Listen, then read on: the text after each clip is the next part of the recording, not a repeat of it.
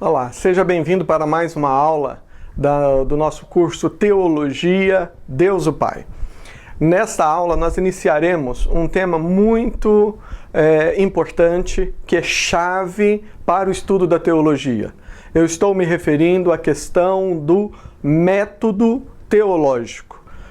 Quando nós falamos em método, nós estamos pensando a respeito do modo como nós produzimos alguma coisa, a maneira como nós fazemos alguma coisa. Nós temos definido teologia como sendo um discurso acerca de Deus. É falar da parte de Deus para a nossa geração. É falar de uma forma contextualizada e abençoadora. Já vimos também que teologia não é simplesmente estudar ou usar teologia, não é simplesmente pegar algum livro antigo e tentar aplicá-lo. Não, é fazer algo que seja relevante. Então, a pergunta que nós temos para responder a partir desta aula, também na próxima aula continuaremos, é esta: como nós podemos desenvolver uma teologia relevante? Como é que nós podemos fazer teologia?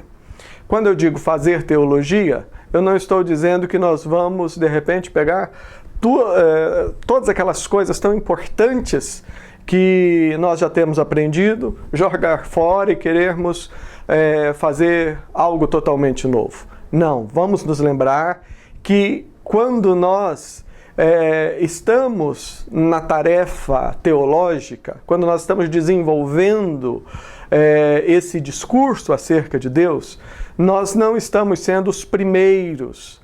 Pelo contrário, nós fazemos parte de uma grande família, da Igreja de Deus, da Igreja de Cristo, para a qual Deus já tem se revelado ao longo dos séculos. Então é importante nós valorizarmos tudo aquilo que já foi ensinado, tudo aquilo que Deus já falou com o seu povo hoje. Mas, como nós já vimos também, e uma coisa que você já deve ter percebido é que nós sempre estamos voltando e frisando alguns pontos que nós já vimos no passado e vimos no decorrer das aulas, e isso é importante para você fixar na sua mente. Como nós já vimos também, o nosso grande desafio é desenvolver uma teologia viva, uma teologia que seja relevante para os nossos dias. É tratar de assuntos que os teólogos do passado não trataram porque não eram problemas da época deles. Então, a pergunta: como é que se faz isto? E é exatamente para responder essa pergunta ou iniciar um processo no qual você pode começar a pensar sobre isso, é que nós introduzimos então neste curso algumas aulas nas quais nós vamos falar sobre o método teológico. E quando nós falamos sobre o método teológico, nós destacamos, e iremos falar sobre isso, destacamos 4 pontos, 4 aspectos. O método teológico envolve o aspecto prático, o aspecto racional e o aspecto reprodutivo e o aspecto produtivo. Nesta aula, nós estaremos abordando os 2 primeiros aspectos, ou pelo menos parte deles. Estaremos falando sobre o aspecto prático. Toda teologia tem que ser prática. Vamos conversar um pouco sobre isso para você entender o desenvolvimento, as implicações disso que nós acabamos de falar, o aspecto prático, tanto na esfera pessoal como na esfera comunitária. E a teologia também precisa ser racional no sentido de fazer o uso da cultura. Então nós vamos estar, no decorrer da aula de hoje, pensando inicialmente nesses 2 primeiros aspectos do método teológico. Mas não se esqueça, o nosso alvo é a glória de Deus. É ver a beleza de Deus sendo manifesta em todas as esferas da nossa sociedade. E é por isso que você está estudando, porque você deseja falar de Deus, mas falar de Deus de forma responsável. Senhor, dá-nos a Tua graça neste dia e ajuda-nos a compreendermos as Tuas verdades santas e toma-nos pelas mãos A tua palavra diz que o Senhor é o Deus que nos toma pela mão direita e diz: não temas, que eu te ajudo. Nos ajude, Senhor, nessa tarefa tão importante de falar do Senhor para a nossa geração de uma forma responsável. A teologia precisa ser, por natureza, prática. Ou a teologia é uma teologia prática, ou ela não é teologia. Porque teologia que fica apenas divagando sobre o mundo das ideias e conceitos e coisas que não diz respeito ao dia a dia, que não diz respeito à nossa vida prática, é uma teologia que, na verdade, é um simples discurso filosófico. Teologia, ela tem o seu aspecto prático.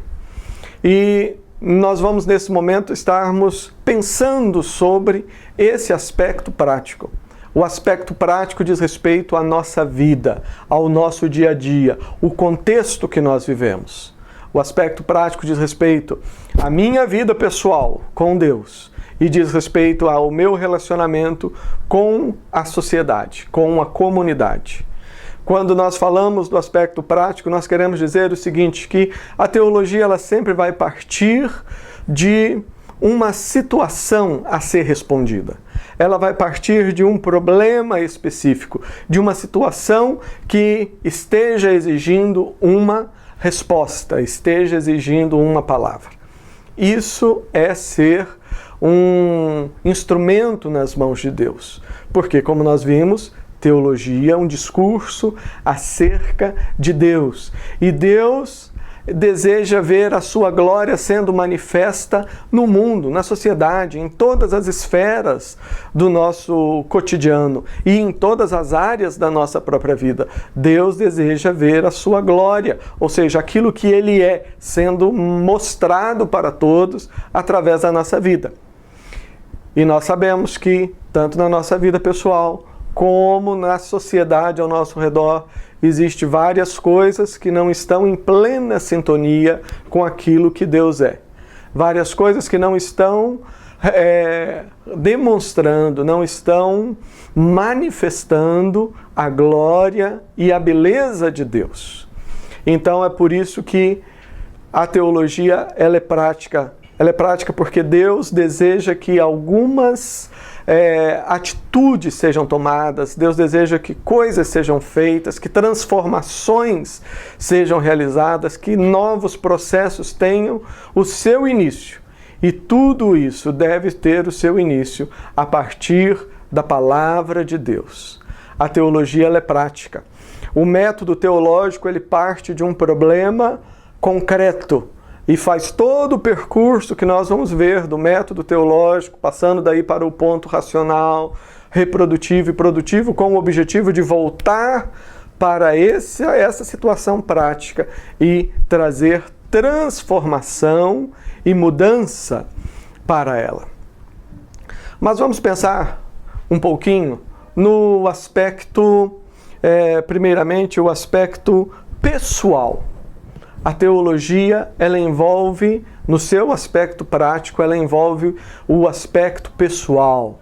Calvino, ele inicia a sua obra, a Instituição da Religião Cristã, uma obra famosa de João Calvino, ele inicia com essa afirmação, que a partir do momento em que o homem conhece a si mesmo, ele conhece a Deus, e quanto mais nós conhecemos a Deus, nós conhecemos a nós mesmos.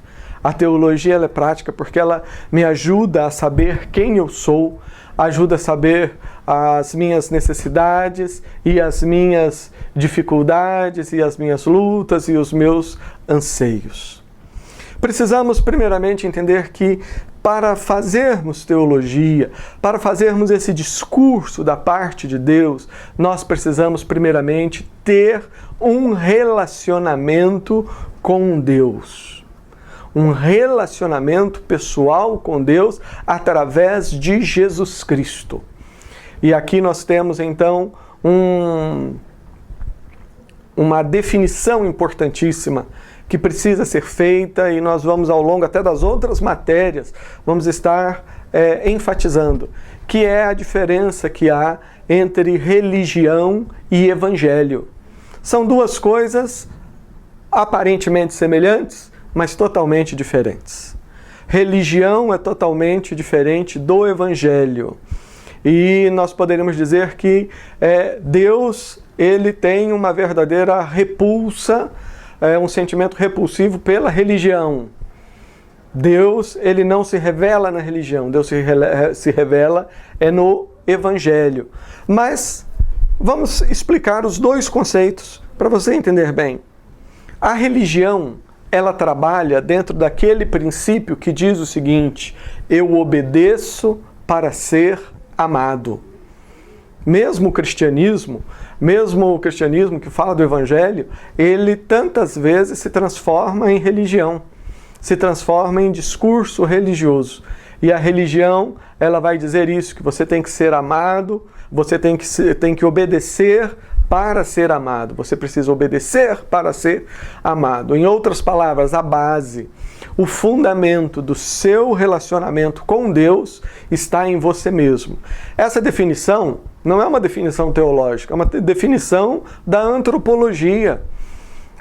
Se você for procurar os compêndios e enciclopédias de antropologia, elas tratam religião dessa maneira, ou seja, a religião nada mais é do que o meio por meio do qual o homem tenta manipular a divindade, seja cristão ou pagão. O religioso, ele tenta manipular e mover a divindade através de rituais, sacrifícios, promessas e tantas outras coisas. Em outras palavras, a base da religião é o indivíduo. Eu faço, por isso eu mereço, e eu mereço, então Deus é obrigado a fazer isso ou aquilo por mim. Religião, por ser dessa maneira, é algo que ofende a Deus.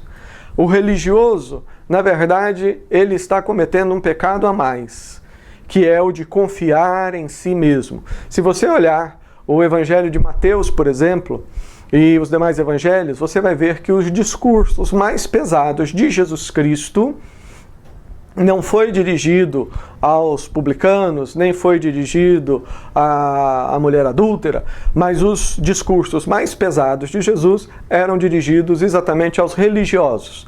E era assim que ele chamava os fariseus, raça de víboras, sepulcros caiados, filhos do diabo e assim por diante. E Jesus Cristo disse algo muito sério. Ele disse que o religioso, essa pessoa que fica falando que você tem que chegar até Deus pelo seu próprio esforço, que você tem que primeiro obedecer para depois ser amado, é igual uma pedra que não entra nem se lança nos braços de Deus e ainda atrapalha quem está vindo atrás. A religião diz então que eu tenho que obedecer para ser amado. Mas quem consegue ser justo por si mesmo? Quem conseguiria ser amado por Deus se esse fosse o caminho? A própria palavra de Deus diz que Deus olhou dos céus à terra e não achou um justo sequer, e foi exatamente por isso que ele mandou Jesus. Foi por isso exatamente que ele amou ao mundo inteiro, ao ponto de mandar o seu Filho para morrer por nós, para que tivéssemos vida e vida eterna. Deus amou o mundo de tal maneira que deu o seu Filho unigênito para que todo aquele que nele crê não pereça, mas tenha a vida eterna. Jesus, ele trouxe a boa mensagem do Evangelho. E evangelho é diferente de religião. Eu sei, você é pastor ou você participa de uma igreja. Eu não estou falando entre estar na igreja ou não estar na igreja. Eu estou falando a respeito da mensagem que nós estamos falando. Você pode estar na igreja e essa é a nossa oração, que a sua igreja, que o grupo que você frequenta seja um grupo que conheça o Evangelho e pregue o Evangelho. Por outro lado, de repente a pessoa pode estar até numa igreja grande, um templo bonito, e muita gente de repente está falando de religião, ou seja, cheio de pessoas que estão achando que vão chegar diante de Deus pelo seu próprio mérito. Então, a religião diz: eu obedeço para ser amado. O Evangelho, a boa notícia que Jesus nos trouxe foi exatamente essa, que Deus me amou primeiro e por isso eu obedeço. Deus me amou primeiro, por isso eu obedeço. Deus, Ele me conheceu antes mesmo de eu nascer. Antes mesmo dele criar o mundo, Ele me conheceu, Ele me amou. E Ele me amou não porque Ele viu em mim alguma coisa boa, não porque Ele previu que eu faria isso ou aquilo. Ele me amou porque Deus, Ele é amor. E Ele me amou mesmo conhecendo meus pecados, minhas falhas, minhas limitações, mesmo conhecendo todos os meus erros. Quando Jesus Cristo lá na cruz, Ele entregou o seu Espírito, Ele disse ao Pai, está consumado. E essa é uma palavra grega, a palavra que Ele usou, a palavra de telestai, que significa está pago, está quitado. Que coisa maravilhosa, Jesus Cristo lá na cruz, há mais de 2000 anos atrás, eu nem existia, Ele já me conhecia, Ele pensava em mim, e na cruz Ele levou o meu pecado, e levou a lista completa, porque Ele sabe quantos anos eu vou viver, e Ele pegou a minha lista toda, colocou diante de Deus e disse, está quitado. Olha só que diferença tão grande. Uma coisa é você dizer que não, eu tenho que, primeiramente, eu tenho que obedecer para merecer o amor de Deus. Outra coisa é você saber que, ó, Deus me amou primeiro, então eu obedeço. E eu obedeço não é para ser salvo, porque a salvação não é pelas obras, para que ninguém se glorie. Não, eu obedeço porque eu já fui salvo. Eu não estou obedecendo para Deus gostar de mim. Eu estou obedecendo porque Deus, Ele mostrou o seu amor por mim quando eu ainda era um pecador, quando eu ainda estava separado dEle por causa dos meus delitos e pecados. Eu me lembro que certa vez, meu filho, ainda criança, chegou para mim e fez a seguinte pergunta.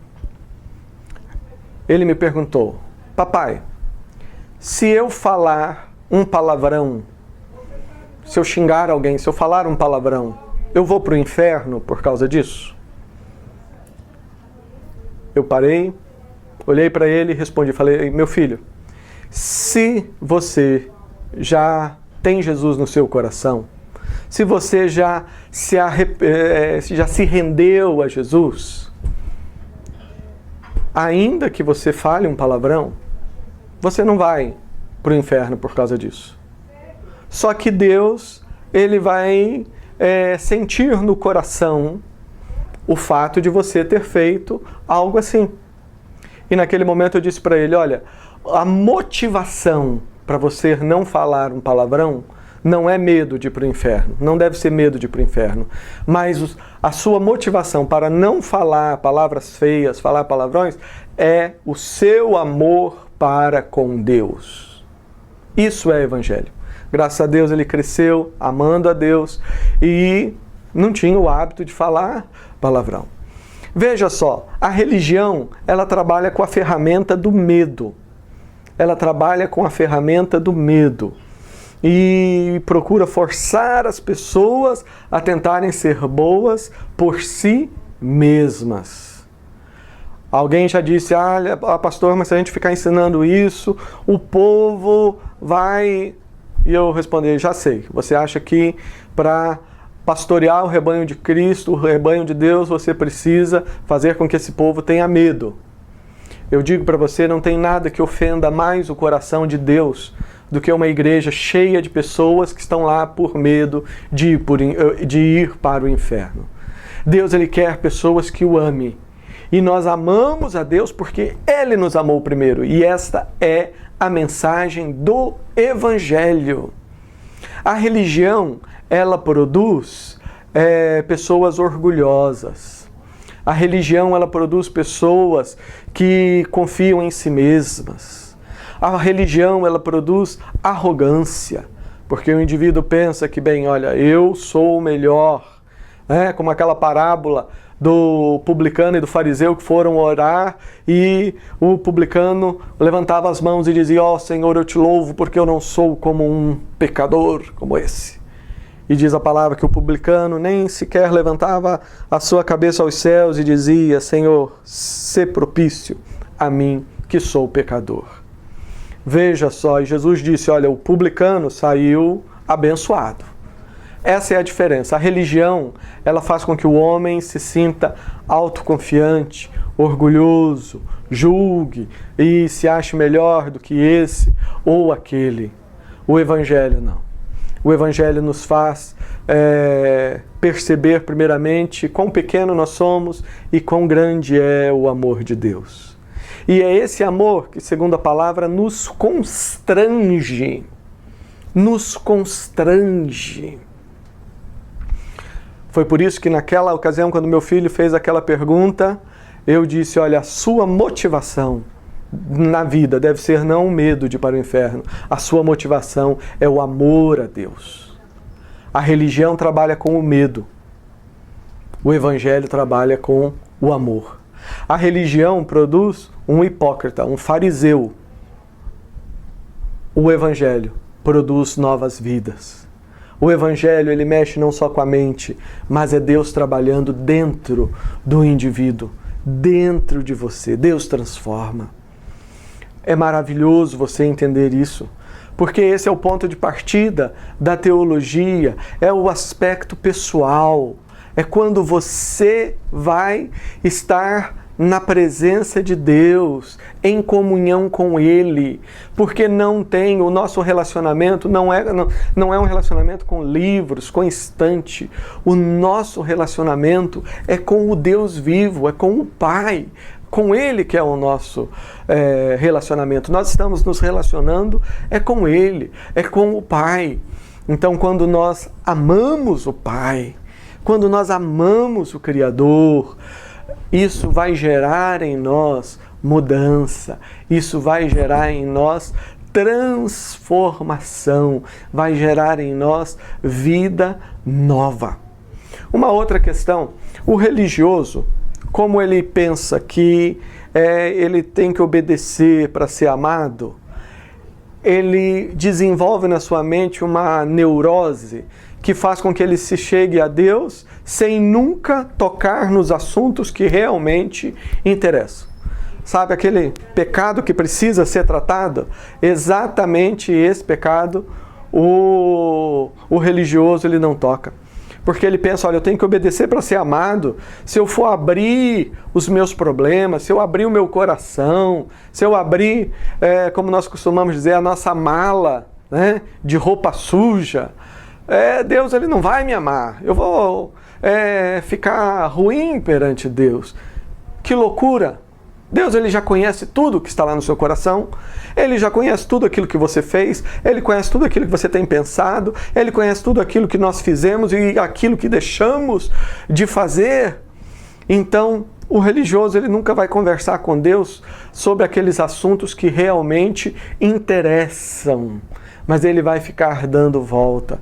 Agora, a pessoa que vive no Evangelho, ela vai ter liberdade para chegar diante do seu Senhor. Ela tem liberdade, ela se sente tranquila para chegar diante do seu Senhor, porque ela sabe que a base do relacionamento dela com Deus não são as suas obras, mas é o que Cristo Jesus fez lá na cruz do Calvário. É Jesus. Dessa maneira, quem vive no Evangelho é uma pessoa que ela tem liberdade com o Pai. Ela não esconde as coisas do Pai. Ela não fica temerosa diante do Pai, mas ela abre o coração, ela se derrama, ela confessa os pecados, ela fala, ela busca, ela ama, ela quer agradar, porque a religião cria uma máscara. O Evangelho nos dá um novo coração, Esse relacionamento pessoal com Deus, ele é fundamental, é o nosso ponto de partida para fazer teologia. Não adianta nós nos levantarmos querendo falar em nome de Deus, falar das coisas de Deus, se nós não estamos nós mesmos vivendo em comunhão com Deus. E para viver em comunhão com Deus, nós precisamos ir pelo caminho do Evangelho e não da religião. Você deve ter, e se entender isso, vai ter aí a bênção de ver muitas pessoas se rendendo a Cristo, vai levar muitas pessoas ao encontro de Jesus, vai ver a sua célula crescendo, vai ver igrejas crescendo, mas igrejas que não estão pregando religião, que não estão colocando medo nas pessoas, e muitas colocam medo porque na verdade estão querendo arrancar o dinheiro, os bens, manipular as pessoas. A palavra de Deus diz que Jesus é a verdade, e a verdade nos liberta. Você terá um ministério abençoado quando você entender que o nosso relacionamento com Deus é através do Evangelho, e você começar a estudar, a ensinar a Bíblia, e ao invés de tentar você mesmo, tentar mudar a vida das pessoas, você começa a levar as pessoas até Deus, e é Deus que transforma. Nós não conseguimos mudar a vida de ninguém, não conseguimos mudar nem a nossa. Você consegue mudar a sua vida? Não conseguimos. Nós precisamos de Deus. É Deus que muda, é Deus que transforma. E essa transformação, esse é um relacionamento que tem como base, tem como alicerce o Evangelho. O Evangelho de Cristo Jesus. O Evangelho do qual a Bíblia diz, porque eu não me envergonho do Evangelho. Paulo escreve lá no início da carta aos Romanos, eu não me envergonho do Evangelho, porque é poder de Deus para salvação de todo aquele que nele crê, primeiro do judeu, depois do grego, em outras palavras, para todas as nações e para todos os povos. Para fazer teologia, nós precisamos do método. E nós estamos vendo o aspecto prático. O aspecto prático diz, primeiramente, diz respeito à minha vida pessoal e ao meu relacionamento com Deus. Eu não tenho um relacionamento com o livro, não é relacionamento racional de ideias, não, é o meu relacionamento pessoal com Deus. E esse relacionamento pessoal que é nutrido pela palavra, é nutrido pela oração, pelo jejum, esse relacionamento ele se dá através do Evangelho e não da religião. Religião ensina que você tem que obedecer para ser amado. O Evangelho diz, Deus amou você primeiro, e por isso é que nós podemos obedecer. Religião afasta de Deus e cria fariseus. O Evangelho nos aproxima para o coração do Pai e produz novas vidas. Vemos então, inicialmente, esse aspecto tão importante do aspecto prático do método teológico, que é o aspecto que diz respeito à nossa própria vida e ao nosso relacionamento com Deus. Sem relacionamento íntimo, verdadeiro, através do Evangelho, nós não seremos capazes de sermos para esse mundo a bênção que Deus tem planejado. Que Deus te abençoe e ajude você a compreender no fundo do seu coração essa verdade abençoadora e maravilhosa.